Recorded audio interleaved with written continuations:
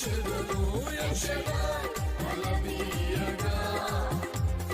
క్రిందికి మేరు తలెదను అబుడగా పైకెదిగి బలియుచెదను. కీర్తన గణము 91వ అధ్యాయము వచనం మార్చి వచనం చదువుకుందాం. పరిశుద్ధ గ్రంథం నుంచి కీర్తన రాసినటువంటి గణము 91వ అధ్యాయము 1వ వచనం నుంచి చివరి వచనం వరకు. మహోన్నతుని చాటున నివసించువాడే సర్వశక్తిని నీడను విశ్రమించువాడు.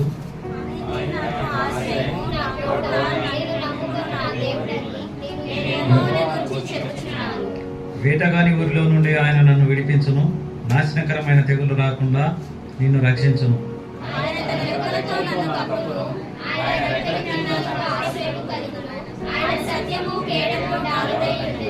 రాత్రి వేళ కలుగు భయంకైనను, పగటి వేళ ఎగురు బాణంకైనను,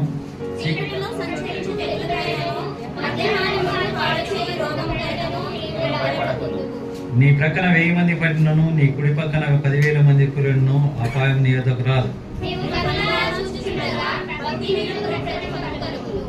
యెహోవా నీవే నా ఆశ్రయమని, నీవు మహోన్నతుడైన దేవుని నీకు నివాసస్థలంగా చేసుకుని ఉన్నావు.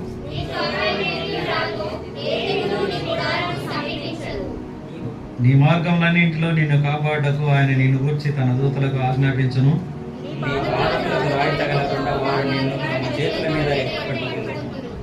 నీవు సింహములను నాగములను త్రొక్కెదవు, కొదమ సింహములను భుజంగములను అనగదొక్కెదవు.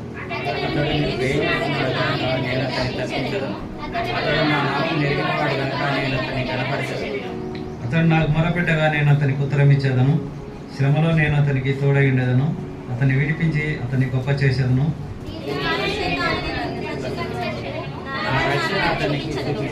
తలలో ఉంచినట్లయితే చిన్న ప్రార్థన చేసుకుందాం. స్తోత్రకు పాత్రుడా, స్తోత్రాలుడా మా ప్రియ పరలోక తండ్రి, ఆది అంతమైన వాడా, స్తోత్రాలు వందనాలు నాయన. ఆకాశం నా సింహాసనము, భూమి నా పాదపీఠమని సెలవిచ్చిన తండ్రి, భూమి మీదను ఆకాశం మీదను సర్వాధికారం కలిగినటువంటి దేవా, సర్వశక్తి కలిగినటువంటి తండ్రి, నీకే స్తోత్రాలు వందనాలు ఆయన. నీవు మహోన్నతుడవని, మహోన్నతుని చాటున నివసించేటటువంటి వారు ప్రభా ఆరోగ్యవంతులుగాను ఉంటారని ప్రభా సెలవిస్తున్న తండ్రి, గడిచినటువంటి వారం అంతట్లో ప్రభా నీ మహోన్నతం చాటున మమ్మల్ని కాచి కాపాడినందుకు స్తోత్రాలు వందనాలు తండ్రి. ఆరాధన వాక్యంగా ప్రభా నన్ను ఏర్పరచుకున్న విధానాన్ని బట్టి స్తోత్రాలు. ప్రభా ఏం మాట్లాడాలో ఎలా మాట్లాడాలో తెలియలేనటువంటి వాడను తండ్రి, నీ జ్ఞానాన్ని, నీ తెలివిని, నీ ఆలోచన, నీ నడిపింపును ప్రభా నాకు దయచేయండి. నన్ను నీ శిరోసారణ మరుగుపరచుకోండి తండ్రి. ప్రభా మాట్లాడటానికి కృప చూపించండి తండ్రి. నేను మాట్లాడిన మాటలు కాదు కానీ మీరు మాట్లాడినటువంటి మాటలు విని గ్రహించి వాక్యానుసారంగా నడుచుకోవటానికి ప్రభా నీ కృపా సాయాన్ని మాకు దయచేయమని ప్రభా యేసుక్రీస్తు ఉన్నతమైన నామములో అడిగి వేడుకొంచున్నాం తండ్రి, ఆమేన్. ప్రియమైనటువంటి సహోదరులారా, మహోన్నతుని చాటున నివసించువాడే సర్వశక్తిని నీడను విశ్రమించువాడు. మహోన్నతుడు అంటే గొప్పవాడు, రాజులకు రాజు, ప్రభులకు ప్రభు, ఆది అంతమైన వాడు, నిన్న నేడు మారని మార్పులేని దేవుడు. ఆయన మొదటివాడు, కడపటివాడు, యుగ యుగంలో సజీవుడైనటువంటి దేవుడు. అలాంటి దేవుణ్ణి ఆరాధించడానికి వచ్చినటువంటి మనం ఆయన యొక్క చాటున అంటే ఆయన యొక్క ఆశ్రయంలో, ఆయన యొక్క సన్నిధానంలో నివసించేటటువంటి వారంగా మనం ఉన్నాం. ఒక సంఘంగా కూడుకున్నాం. దేవునిలో మనం రక్షింపబడినటువంటి వారంగా, దేవుని యొక్క రక్తంలో కడగబడినటువంటి వారంగా, పాపములన్నిటిని ఒప్పుకొని పశ్చాత్తాపడి దేవుని యొక్క మార్గంలో నడిచేటటువంటి వారంగా ఉన్నటువంటి మనమందరము ఎక్కడ నివసిస్తున్నామంటే మహోన్నతుని చాటున నివసిస్తున్నాం. ఎందుకు ఆయన దగ్గర నివసిస్తున్నామంటే ఆయన సర్వశక్తి కలిగినటువంటి దేవుడు.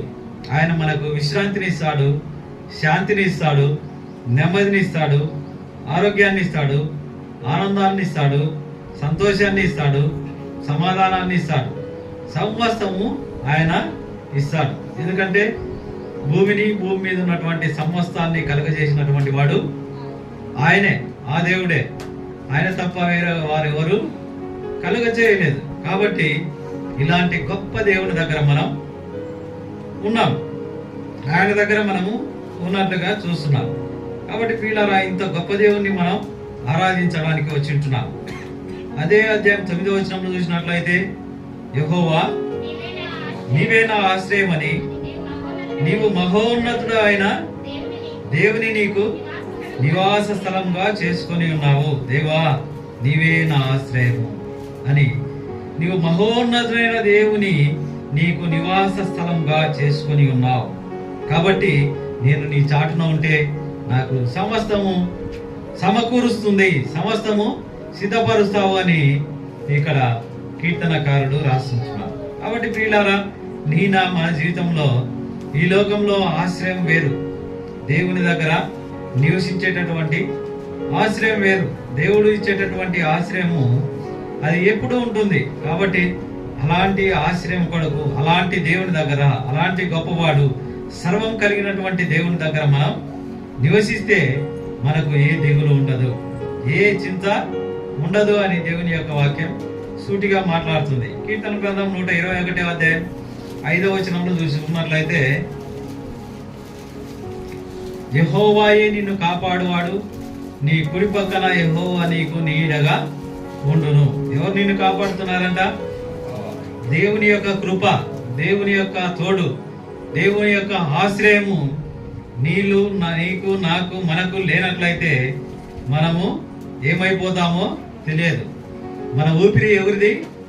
దేవుడిచ్చినటువంటిది. ఆయన ఆత్మ మన నాసికా రంధ్రంలో ఆయన జీవ ఆత్మ ఊదగా మనం జీవిస్తున్నాం. ఆయన యొక్క ఆత్మ మనలో లేనట్లయితే మనము జీవించలేము. మరణంలోకి వెళ్ళిపోయేటటువంటి వారంగా ఉంటాం. కాబట్టి ఆయన ఇచ్చినటువంటి ఆత్మతో ఆయన చాటున, సర్వశక్తి కలిగినటువంటి చాటున మనం విశ్రమిస్తున్నాం. కాబట్టి ప్రియులారా, మనము పాపంలో నుంచి, శాపంలో నుంచి, అంధకారంలో నుంచి, చీకటిలో నుంచి, దొంగ ఊబిల్లో నుంచి మనము విడిపించాడు దేవుడు. ఎలా విడిపించాడు? ఆయన స్వరక్తాన్ని ఇచ్చి, ఆయన ప్రాణాన్ని మనకు దానంగా ఇచ్చి మనల్ని రక్షించి ఆయన యొక్క చాటున మనల్ని నిలబెట్టుకుంటున్నాడు. ఆయన రక్తాన్ని ఇచ్చి కొన్నాడు, నిలబెట్టి మనల్ని కొన్నాడు, కొని రక్షించుకున్నాడు. ఆ రక్తంతో మనల్ని కడిగాడు, మన పాపలన్నింటినీ కడిగి పరిశుద్ధులుగా చేసి ఇక మీరు పరిశుద్ధులుగానే జీవించండి, మరలా ఆ పాపమునకు వెళ్ళకూడదు. లోతు భార్య తిరిగి చూసినట్లు నీవు చూడక ముందుకే తిరిగి వెళ్ళాలి అని సెలవిచ్చినట్లుగా చూస్తున్నాం. మన జీవితంలో మరలా వెనక్కి తిరిగి చూసినట్లయితే మరలా దేనికి పాత్రలమైదాం? పాతాళమునకు పాత్రలంగా మారిపోతాం. కాబట్టి ప్రియులారా, మన యొక్క రక్షణ జీవితాన్ని మనం చేతపట్టుకొని ముందు కొనసాగే వారంగా ఉండాలి. 2వ వచనంలో చూసినట్లయితే, ఆయనే నాకు ఆశ్రయము, నా కోట, నేను నమ్ముకును నా దేవుడని నేను యెహోవాను గూర్చి చెప్పుచున్నాను. ఆయన ఎవరు? నాకు ఆశ్రయం ఆయన దేవుడు, నా కోట ఆయన, నేను నమ్ముకును నా దేవుడని నేను ఆయన గూర్చి నిత్యము చెప్పుచుంటున్నాను. దేవుడు లేకుంటే నేను లేనని, దేవుడు నన్ను కాపాడకుంటే నేను సజీవ లెక్కలో ఉండలేనని, దేవుని యొక్క కృప, దేవుని యొక్క సన్నిధి నాతో ఉంటేనే నేను ఉన్నానని, ఆయన నాకు ఆశ్రయంగా ఉన్నాడు. నేను ఎక్కడికి వెళ్ళినా నా కొండగా ఉన్నాడు, నా కోటగా ఉన్నాడు. ఆయన నేను నమ్ముకొని ఉన్నాను నా దేవుడు అని నేను ఎక్కడికి వెళ్ళినా చెప్తున్నాను. నా దేవుడే నన్ను కాపాడుతున్నాడు, నా దేవుడే నన్ను పూజిస్తున్నాడు అని నేను నిత్యము ఆయన చెప్పుకుంటూ ఆయన ఆశ్రయంలో, ఆయన యొక్క మహోన్నతుని చాటున నేను ఉంటాను. నా కొండగా ఉంటాడు, నా కోటగా ఉంటాడని నేను చెప్పుకుంటున్నాను అంటున్నాడు. కీర్తన గ్రంథం 71వ అధ్యాయం 3వ వచనం చూసుకున్నట్లయితే, కీర్తన గ్రంథం 71వ అధ్యాయం 3వ వచనం, నేను నిత్యము చొచ్చునట్లు నాకు ఆశ్రయదుర్గంగా ఉండుము. నా శైలము నా దుర్గము నీవే, నీవు నన్ను రక్షింప నిశ్చయించున్నావు. నా శైలము నా దుర్గము నీవే, నా ఆశ్రయదుర్గము నీవుగా ఉన్నావు. కాబట్టి ప్రియులారా, మన ఆశ్రయ దుర్గం ఆయనే. మనం ఎక్కడికి వెళ్ళినా కూడా మనల్ని కాపాడేటటువంటి దేవుడు ఆయనే. ఈయన దేవుడే మమ్మల్ని కాపాడుతున్నాడని మనం చెప్పుకునే బద్దులంగా ఉంటున్నాం. 3వ వచనంలో చూసుకున్నట్లయితే వేటగాని ఊరిలో నుండి ఆయన నిన్ను విడిపిస్తాడంట. నాశనకరమైనటువంటి తెగులు రాకుండా ఆయన నిన్ను రక్షిస్తాడు. వేటగాడు వేటాడడానికి వస్తాడు కదా. ఈ లోకంలో వేటగాడు ఏ వేటగాడు అంటే సాతానుడు అనేటటువంటి వేటగాడు ఈ లోకంలో ఉన్నాడు. అందరినీ వేటాడుతుంటాడు. గర్జించు సింహం వలె ఎవరిని మృంగుదరా అని వాడు వేటాడుతూ ఉంటాడు. ఎక్కడ దొరుకుతారా వీళ్ళు, ఎక్కడ వీరిని పాపంలో పడేయాలా, ఎప్పుడు వీళ్ళను పాతాళంలోకి తీసుకెళ్లాలా అని సాతానుడు వేటాడుతూ ఉంటాడు. అయితే దేవుని యొక్క వాక్యము, దేవుడు ఏమని చెప్తున్నాడంటే వేటగాని ఊరిలో నుండి ఆయన నిన్ను విడిపిస్తాడు, నాశనకరమైన తెగులు రాకుండా నిన్ను రక్షిస్తాడు. నిన్ను విడిపిస్తాడు, నిన్ను రక్షిస్తాడు. దేంట్లో నుంచి విడిపిస్తాడు? వేటగాని ఊరిలో నుంచి విడిపిస్తాడు. నాశనకరమైన తెగుళ్ళు రాకుండా నిన్ను రక్షిస్తాడు. విడిపించేటటువంటి దేవుడు, రక్షించేటటువంటి దేవుడు. ఆయనే మనల్ని విడిపిస్తాడు, ఆయనే రక్షిస్తాడు, ఆయనే పోషిస్తాడు. కాబట్టి ప్రియులారా, ఇలాంటి గొప్ప దేవుణ్ణి మనం ఆరాధించడానికి వచ్చింటున్నాం. వేటగాని ఊరిలో నుంచి, లోకం అనేటటువంటి ఊబిలో నుంచి, దొంగ ఊబిలో నుంచి, పాప ఊబిలో నుంచి, నాశనకరమైనటువంటి తెగుల్లో నుంచి ఆయన ఏమంటున్నాడు? నిన్ను విడిపిస్తాను, ఏ తెగులు రాకుండా నేను నిన్ను రక్షిస్తాను అంటున్నాడు. కాబట్టి ఇంత గొప్ప దేవుణ్ణి మనం కలిగి ఉన్నాం. దేవుణ్ణి ఆరాధించ భద్రమైంటున్నాం. కీర్తన గ్రంథం 124వ అధ్యాయం 7వ వచనంలో చూసుకున్నట్లయితే, కీర్తన గ్రంథం 124:7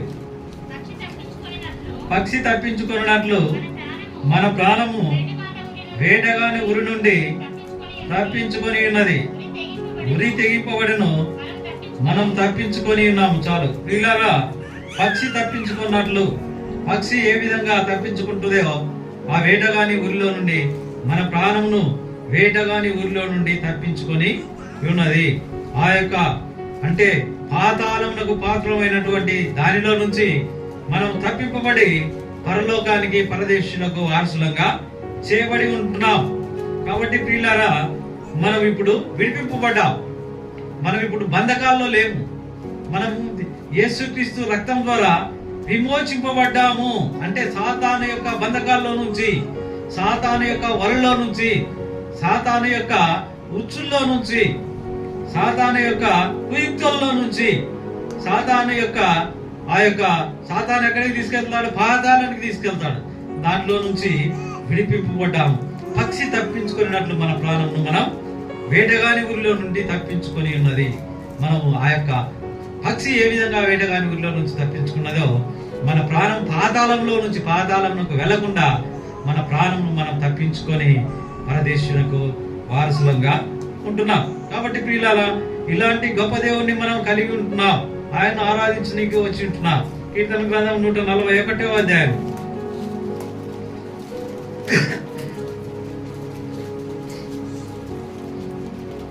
141వ అధ్యాయం 9వ వచనం.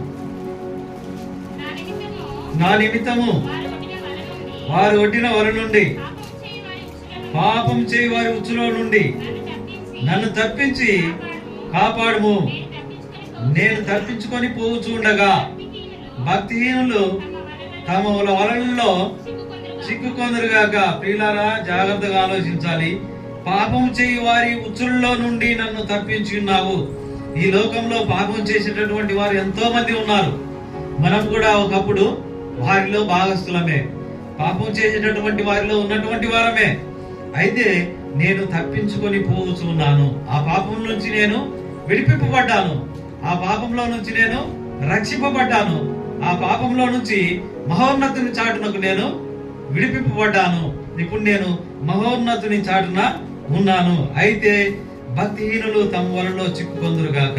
భక్తిహీనులు ఎక్కడ ఉన్నారు? ఇంకా దేంట్లో ఉన్నారు?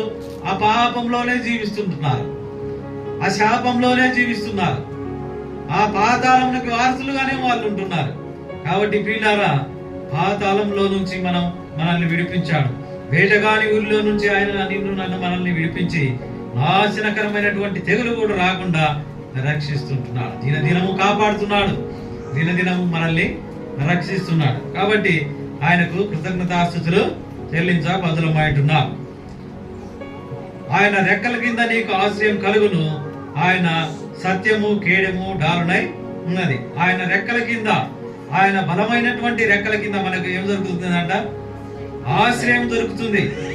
ఆయనే మనకు ఆశ్రయిస్తున్నాడు, ఆయన రెక్కల కింద కాపాడుతున్నాడు. కోడి తన పిల్లలను ఏ విధంగా రెక్కల కింద కాచి కాపాడుతుందో, మన దేవుడు మనల్ని దినదినము ఆ విధంగా కాచి కాపాడుతున్నాడు.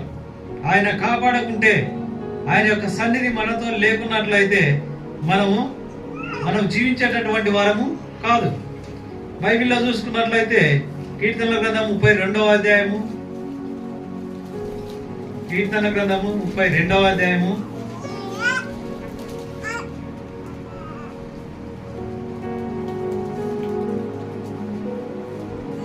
11వ వచనం. నీతిమంతులారా యెహోవాను బట్టి సంతోషించుడి, ఉల్లాసించుడి. యథార్థ హృదయులారా మీరందరూ ఆనందగానము చేయుడి. ఏమంటున్నాడంటే, నీతిమంతులారా యెహోవాను బట్టి సంతోషించండి. రక్షింపబడినటువంటి వారులారా దేవుని బట్టి మీరు సంతోషించండి, ఉల్లసించండి. యథార్థ హృదయం కలిగిన వారులారా మీరందరూ ఆనందగానము చేయుడి. విడిపింపబడినటువంటి వారు, ఆయన ఆశ్రయంలో ఉన్నటువంటి వారు ఏమి చేయాలంట? మీరందరూ యథార్థ హృదయంతో, ఆనందంతో ఆయనను స్తుతిస్తూ, ఆయనను ఆరాధిస్తూ, ఆయనను ఘనపరుస్తూ, సంతోషంగా ఉల్లసిస్తూ ఉండాలని దేవుని యొక్క వాక్యము మనకు సెలవిస్తుంది. కాబట్టి ప్రియులారా, మనల్ని ఆయన రెక్కల కింద మనల్ని ఉంచుకున్నాడు. కోడి తన పిల్లల్ని ఏ విధంగా కాచి కాపాడుతుందో, దినము కూడా ఆయన మనల్ని కాపాడుతూ ఉన్నాడు. ఆ విధంగా కాపాడుతూ ఉంటున్నాడు. కాబట్టి ఆయనకు మనం స్తుతులు చెల్లించ బద్ధులమై ఉంటున్నాం. అలాంటి వారంగా ఉంటున్నాం. కీర్తన గ్రంథం 61వ అధ్యాయం 4వ వచనంలో చూసినట్లయితే, కీర్తన గ్రంథం 61:4, యుగయుగంలో నేను నీ గుడారములలో నివసించదను, నీ రెక్కల చాటున దాగుకొందును. ఇక్కడ కీర్తనకారుడు అంటున్నాడు, ఏమంటున్నాడంటే, ఒక రోజు కాదు, 2 రోజులు కాదు, 3 రోజులు కాదు, 2 సంవత్సరాలు కాదు. ప్రభువా, నేను ఏమంటా, యుగ యుగములు నేను నీ గుడారములలో నివసించేదను, నీ రెక్కల చాటున నేను దాగుకుంటాను. నీ రెక్కల చాటున నేను దాగుకున్నాను. నేను రక్షింపబడ్డాను. రక్షింపబడిన తర్వాత నాకు ఇంకా యుగ యుగములు నేను ఆయన యొక్క గుడారంలో ఉంటాను, ఆయన యొక్క ఆశ్రయంలో ఉంటాను, ఆయన యొక్క కంచెలో ఉంటాను, ఆ యొక్క బలమైనటువంటి చేతుల కింద నేను ఉంటాను.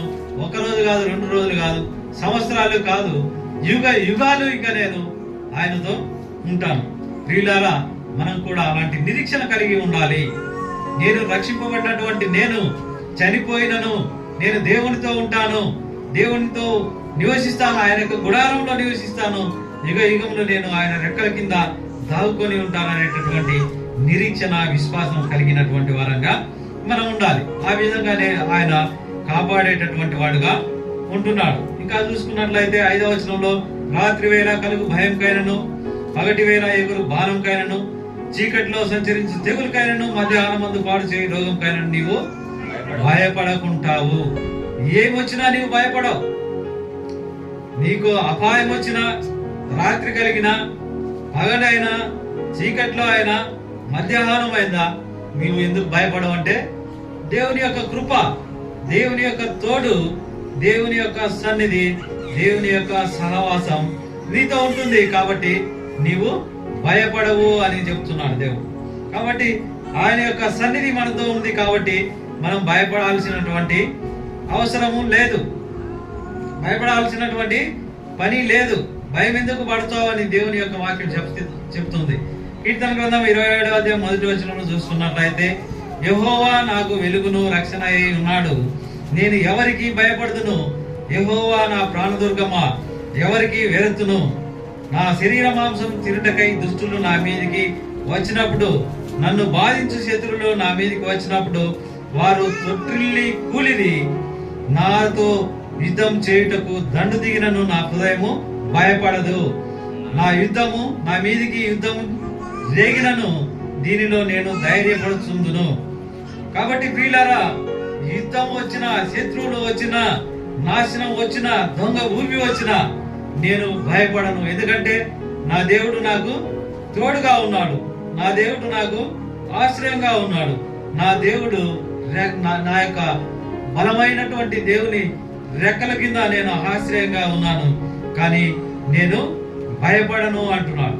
కాబట్టి పిల్లల మన జీవితంలో మనం దేవునికి భయపడేటటువంటి వారంగా ఉండాలి, కానీ ఈ యొక్క లోకంలో ఉన్నటువంటి వారికి భయపడాల్సినటువంటి అవసరము లేదు. ఇంకా చూసుకున్నట్లయితే కీర్తన గ్రంథము 121వ అధ్యాయం 5వ వచనం చూడండి. 121వ అధ్యాయం 5వ వచనం. యెహోవాయే నిన్ను కాపాడువాడు, నీ కుడి పక్కన యెహోవా నీకు నీడగా ఉండును. పగలు ఎండ దెబ్బైనను నీకు తగలదు, రాత్రి వెన్నెల దెబ్బైనను నీకు తగలదు. ఏ అపాయం రాకుండా యెహోవా నిన్ను కాపాడును, ఆయన నీ ప్రాణంను కాపాడును. ఇది మొదలుకొని నిరంతరము నీ రాకపోకలయందు నిన్ను కాపాడును. ఆయన నిన్ను కాపాడేటటువంటి వాడుగా ఉంటున్నాడు. నీ కుడి పక్కన 1000 మంది పడినా నీ కుడి పక్కన యెహోవా నీకు నీడగా ఉన్నాడు. పగలు ఎండ దెబ్బ అయినా రాత్రి వెన్నెల దెబ్బ అయినా నీకు తగలదు. ఇక ఏ అపాయం రాకుండా యెహోవా నిన్ను కాపాడుతుంటున్నాడు. ఆయన నీ ప్రాణంను కాపాడుతున్నాడు. మన ప్రాణములన్నింటినీ ఆయన కాపాడేటటువంటి వాడు. కాబట్టి ప్రియులారా, అలాంటి దేవుణ్ణి ఆరాధించడానికి వచ్చినటువంటి మనల్ని కాపాడుతున్నటువంటి దేవుణ్ణి పగలు రాత్రి మధ్యాహ్నం అరణ్యంలో అనారోగ్యంలో శ్రమల్లో ఇబ్బందుల్లో సమస్యల్లో ఏవి ఉన్నా కూడా వాటన్నింటిలో నుంచి నేను నిన్ను కాపాడుతాను. ఒకవేళ శత్రువులు నీ పక్కన ఎంతమంది 1000 మంది పడినా, నీ కుడి పక్కన 10,000 మంది కూలిపోయినప్పటికీ అపాయం నీ దగ్గరికి రాదు. ఎందుకంటే నేను నిన్ను కాపాడుతున్నాను, ఎందుకంటే నేను నీకు ఆశ్రయంగా ఉన్నాను, ఎందుకంటే నీవు నా రెక్కల కింద ఉన్నావు, నా బలమైనటువంటి చేతుల కింద ఉన్నావు. నా దగ్గర నుంచి నిన్ను విడిపించగలిగినటువంటి వారు ఎవరు లేరు, నేను నిన్ను కాపాడుతున్నాను అంటున్నాడు. అయితే 8వ వచనంలో చూసుకున్నట్లయితే, నీవు కన్నులారా చూస్తూనే ఉండగా భక్తిహీనులకు ప్రతిఫలం కలుగును. భక్తిహీనులు నాశనం అయిపోతున్నారు. నీ కుడి పక్కన నీ ఎడం పక్కన ఎంతో మంది భక్తిహీనులు నశించిపోతున్నారు. నీవు నశించిపోవడం లేదు. కారణం, దేవుడు నీకు తోడుగా ఉన్నాడు, దేవుడు నీకు ఆశ్రయంగా ఉన్నాడు, దేవుడు నీకు దుర్గంగా ఉన్నాడు, కోటగా ఉన్నాడు, కొండగా ఉన్నాడు. ఆయన బలమైనటువంటి రెక్కల కింద నీవు ఉన్నావు. కాబట్టి నీవు భయపడవు అని దేవుని యొక్క వాక్యం సెలవిస్తుంది. కాబట్టి ప్రియులారా, భక్తిహీనులైతే ఎంతో మంది నీవు చూస్తుండగానే నశించిపోతున్నారు, నీవు చూస్తుండగానే నాశనానికి పోతున్నారు. వారు చాలా శ్రమల్లో ఉన్నారు, వారి కుటుంబంలో సమాధానం లేకున్నారు, వారు ఏ మాత్రం దేవుని ఎరిగినటువంటి కారు, వారు నాశనంకి వెళ్ళేటటువంటి వారుగా ఉంటున్నారు. కాబట్టి ప్రియులారా, వారందరిలో నుంచి మనల్ని విడిపించినటువంటి దేవుడుగా ఉంటున్నాడు. 10వ వచనంలో చూసుకున్నట్లయితే, నీకు అపాయం ఏమీ రాదు, ఏ తెగులు నీ గుడారము సమీపించదు. అపాయం నీకు రాదు, నీకు ఏ తెగులు కూడా రాదు, నీ గుడారం సమీపించదు. ఎందుకంటే దేవుడే నీ యొక్క గృహానికి అధిపతి అయి దేవుడే నీకు కాపలగా ఉంటున్నాడు. నీ పాదములు రాయి తగలకుండా వారు నేను తమ దూతలను తమ చేతుల మీద ఎత్తి పట్టుకుంటారు. దూతలు నీవు నడుచున్నటువంటి మార్గంలో కూడా నీ మార్గం అంతట్లో నిన్ను కాపాడడానికి ఆయన నిన్ను గురించి తమ దూతలు ఆజ్ఞాపిస్తాడు. నీవు ఎక్కడికి వెళ్తున్నా కూడా నీ దూతలు నీకు సీఎం సెక్యూరిటీ ఎట్లా ఉంటుందో నీకు దేవుని యొక్క దూతలు సెక్యూరిటీ ఉంటారు. ఎట్లా ఉంటారంట, నీ మార్గం అన్నింటిలో నిన్ను కాపాడుటకు ఆయన నిన్ను గురించి తమ దూతలను ఆజ్ఞాపిస్తాడు. నీ ఏ మార్గంలో వెళ్ళు, అది విశాలమైనటువంటి మార్గంలో వెళ్తావు, అది ఇరుకు మార్గంలో వెళ్తావు, నీవు దేవుని నమ్ముకొని రక్షింపబడి దేవునిలో ఉన్నట్లయితే నీ మార్గంలో వారు నిన్ను తమ చేతుల మీద ఎత్తి పట్టుకుంటారు. దేవదూతలు నిన్ను ఎత్తి పట్టుకుంటారు, పాదంలోకి రాయి తగలకుండా. కాబట్టి ప్రియులారా, ఇలాంటి గొప్ప దేవుణ్ణి మనం కలిగి ఉంటున్నాం. కాబట్టి దేవుణ్ణి ఆరాధించడానికి వచ్చినటువంటి మనం ఆయన ఆశ్రయంలో ఉన్నామని జ్ఞాపకం చేసుకోవాలి. రక్షింపబడినటువంటి మనం తిరిగి వెనక్కి చూడకుండా ఉండాలి. ఆయన యొక్క దారిలోనే నడవాలి. ఆయన ఏమంటున్నాడు, ఆయనే ఆశ్రయం మనకు, ఆయన మహోన్నతుడు, ఆయన సర్వశక్తి కలిగినటువంటి దేవుడు, ఆశ్రయంగా ఉన్నటువంటి దేవుడు, వేటగాడిలో నుంచి విడిపించేటటువంటి దేవుడు, నాశనకరమైనటువంటి తెగులు రాకుండా రక్షించేటటువంటి దేవుడు, ఆయన రెక్కలతో నిన్ను కప్పుకున్నటువంటి వాడు, ఆయన రెక్కల కింద నీకు ఆశ్రయం ఇచ్చినటువంటి వాడు. కాబట్టి పగటి వేళ కలుగు బాణముకైనను, చీకట్లో సంచరించు తెగులకైనను, రాత్రి వేళ కలుగు రోగంకైనా నువ్వు భయపడకుండా ఉంటావు ఆయన దగ్గర ఉంటే. అలాగా కాపాడుతూ వచ్చినటువంటి దేవుడు. నీ కుడి పక్కన 1000 మంది పడినా, నీ ఎడ పక్కన 10,000 మంది కూలినా అపాయం రాదు.